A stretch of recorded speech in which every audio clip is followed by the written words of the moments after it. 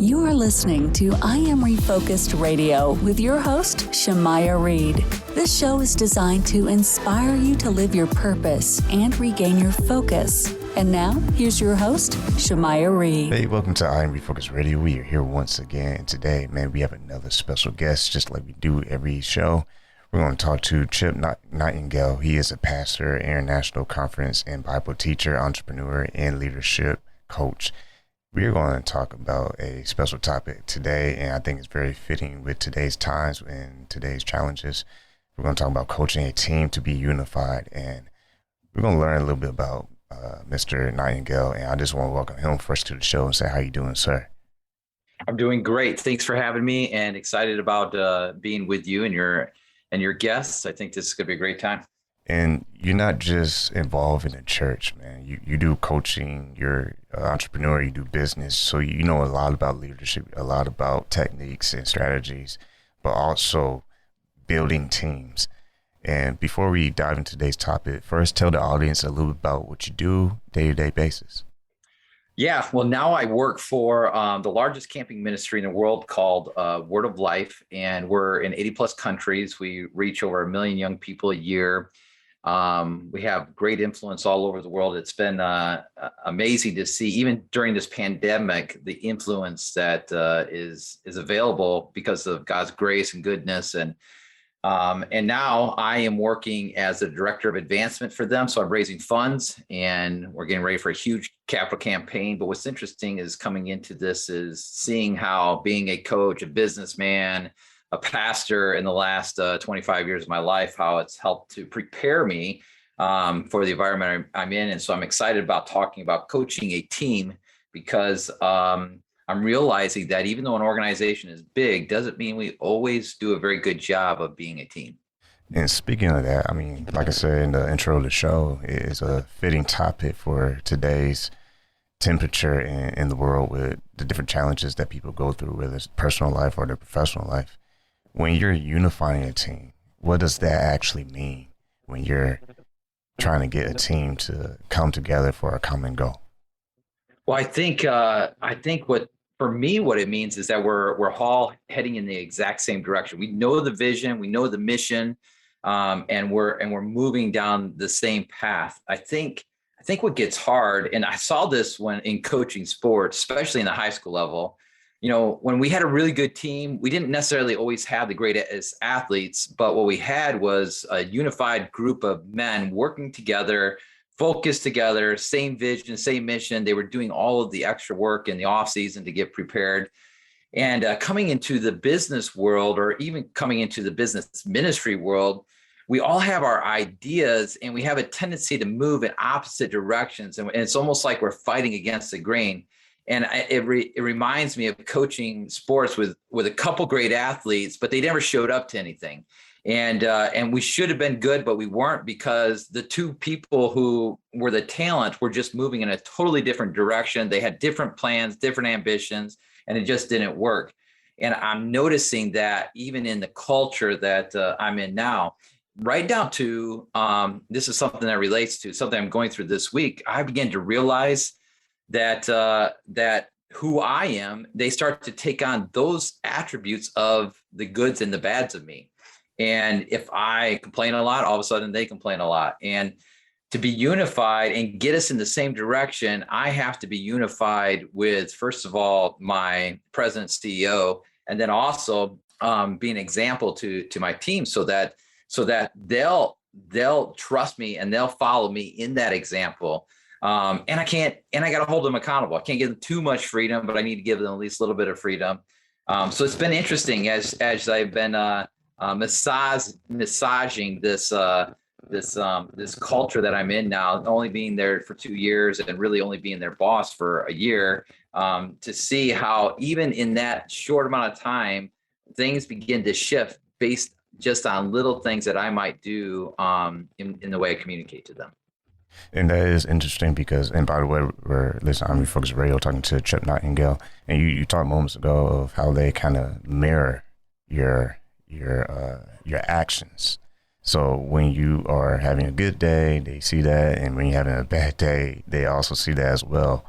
But what I'm hearing too is how you manage yourself first before you attempt to try to manage them, because they kind of mirror your example and how you react to trouble. Yeah, exactly. I used to play college baseball, and I was never a vocal leader. I was a leader that led by example. And the more that I went down to the batting cages to get prepped for the game, the more people began to come along, especially come alongside me, especially if it was working. Now, if it wasn't working, maybe they wouldn't have come down there.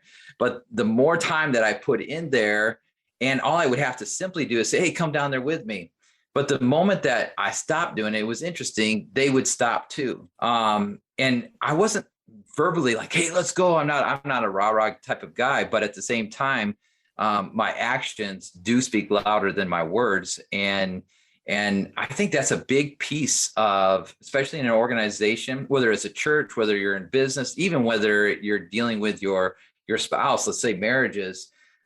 We have to figure it out with ourselves first, and then be the example of it to them, and not get caught into letting them be the thing that may pull us away from that example.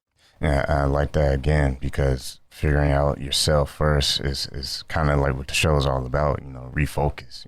We have our good days, we have our bad days, but you also have an opportunity to find clarity. You find what the issue is that's causing the problem or the lack of focus.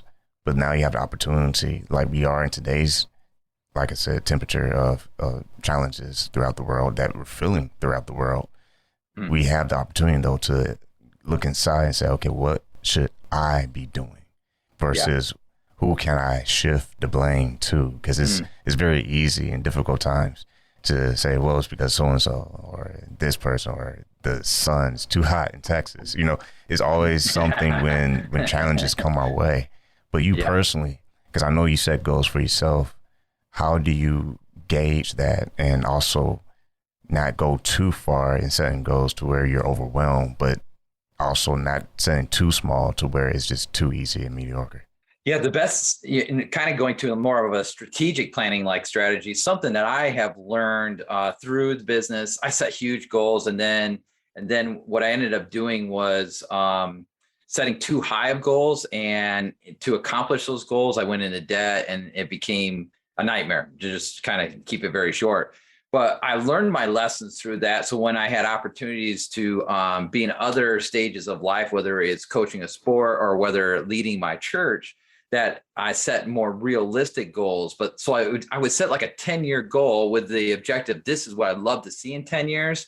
But every year would reevaluate those goals. How are we doing? How are we moving towards those? But again, it's assessing myself and saying, hey, do I even have the right tools, first of all, to accomplish those goals? And then secondly, realizing that, okay, now I have those tools, or what is the next tool that we're going to need? Is it really, is it a reality or not that I can have that? So it still comes back to realizing who you are, because all of us have different capacity. I feel like I have large capacity, but I'm in a role now where I know I could do more, but I'm actually okay with not doing more, because I really want to settle in and learn my team and be patient and work through it. Whereas 10 years ago, it'd been like, give me more, give me more, give me more. But then I would have maybe lost track of the team and been so driven that I was just basically bulldozing people over to accomplish the goal. And really, I want people to come with me when we're doing these goals. I wanted to be a part of the team. And when you're saying being part of the team, that ties into what we're talking about today's topic, being unified. So in the process of being unified, to have that like-mindedness, okay, this is where our goal is, this is what it will require us to do.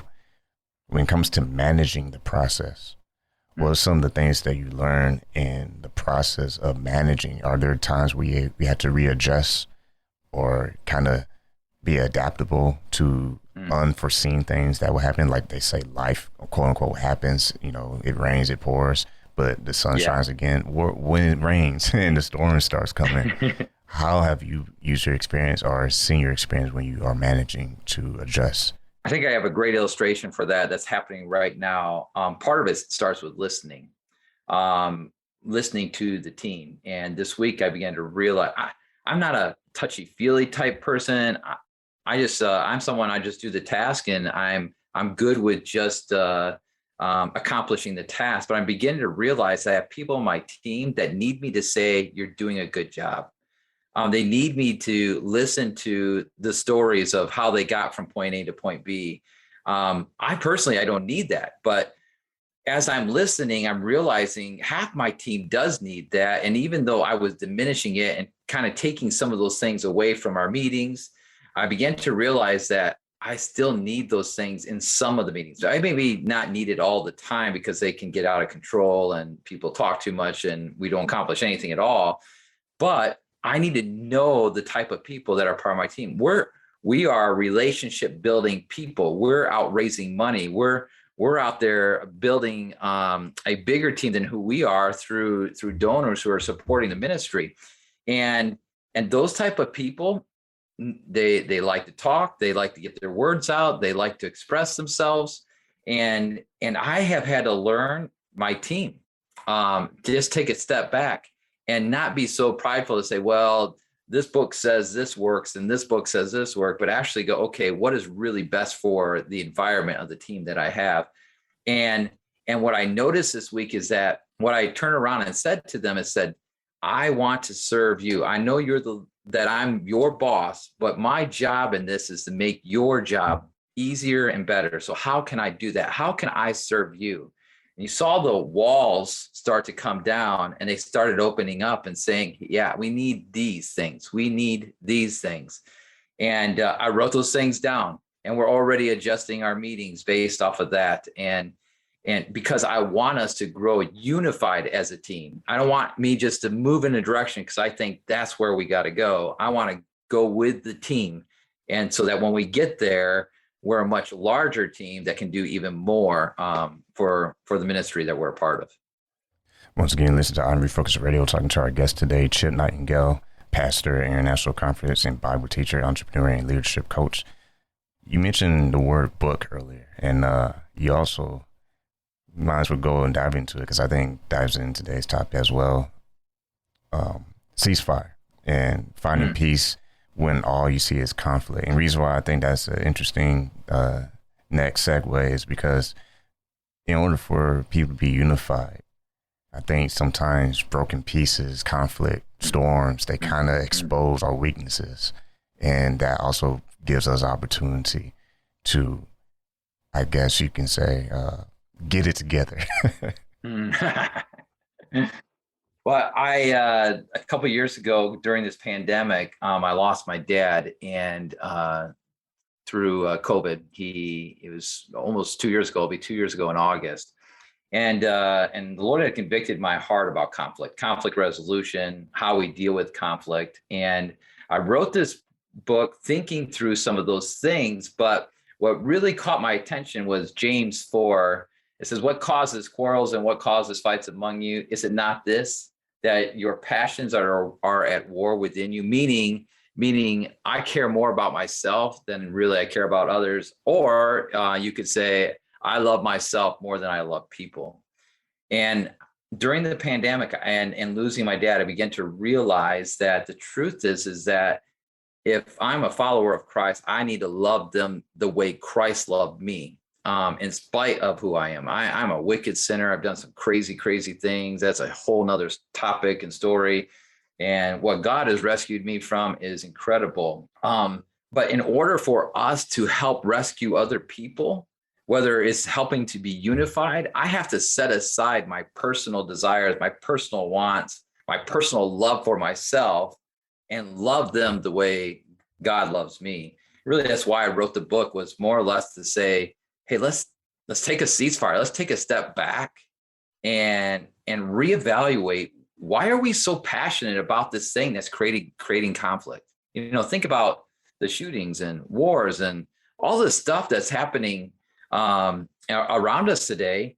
And why is it happening? And most of it's happening because we're at war within ourselves. We need to evaluate ourselves before we go and attack someone else, because maybe we're the issue. And I have realized in the last 10 years, most of my conflict is because, unfortunately, I was the issue. And the reason I was the issue is because my passions were at war within myself. I loved myself and my desires more than I loved people. Yeah, I think that's a perfect book to read, especially there on, this high emotional state of mind, because it's kind of hard not to in today's temperature. But I heard someone say on my show, cooler heads shall prevail. And that kind of stuck out to me because when you think about it, it's like, it's not that it's hard to have a cool head. It's just that it's much better. The results are much better if you practice having a cool head, because in life you can really miss your chances if you act only on emotions versus thinking things through. And with your experience, when you are coaching your team to be unified, how important is it to keep your emotions intact to where you're not allowing to get the best of you? Because it's not easy. We're all human. But how have you learned to try to not allow it to get the best of you? I think the best rule that was ever put in place as a head coach was the 24-hour rule, where a parent couldn't come and talk to you until 24 hours after the game. I use that in life. I do that with my team. I do that with anybody that I'm coaching in life. I do that with people who I'm counseling. I just say, hey, before you respond, give yourself 24 hours to evaluate. What's interesting about that is that when it was all said and done, the parent typically never came to you. And when they did, they had time to process through, and they began to realize the significance of maybe why their kid didn't play as much or all that. And when the emotions went away, reality began to set in. And I think in life, we all need to take and apply the 24-hour rule. And when the moment is happening, that we just take a step back and go, okay, I'm not going to respond. Let me process through this. Let me evaluate. Maybe there was a reason why they responded that way. I don't know all the facts. Let me get all the facts first. That would be my encouragement to people. It's my encouragement to them now. It's like, okay, instead of just going after each other, let's use that 24-hour rule and evaluate the realities that are here in front of us. And when you are dealing with different personalities, we all have one, and not always are we able to overlook those personalities. Excuse me. Not always are we able to look over those different personalities. How do you manage that with a team and use it for, growing the strengths versus exposing the weaknesses? Well, that's great. Well, one of the things that I have been using just recently is, and I'm spending a lot of time evaluating my team. And it seems like, in the last 2 years, about every 6 months, something new pops in and you find a new piece of the personality that you didn't see before. And I, as a leader, am learning to be patient through that, understand the circumstance of it, I ask a lot of questions.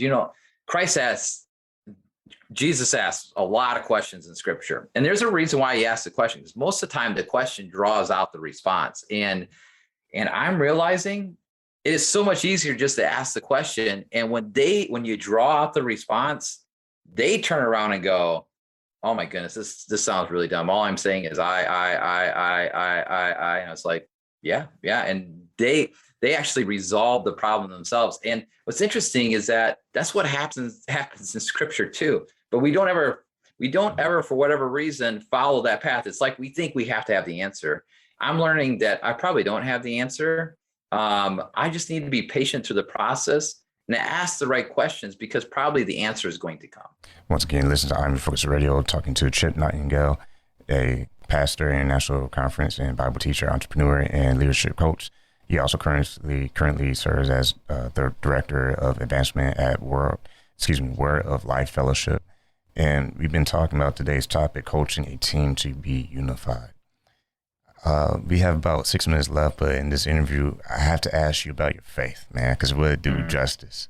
All this great leadership talk and business and all that good stuff, but with your faith, how have you personally if I can put in these words in today's topic, being unified with the source, with God that you believe in, how have you been able to get through that process of your spiritual growth and just being prepped to be a leader?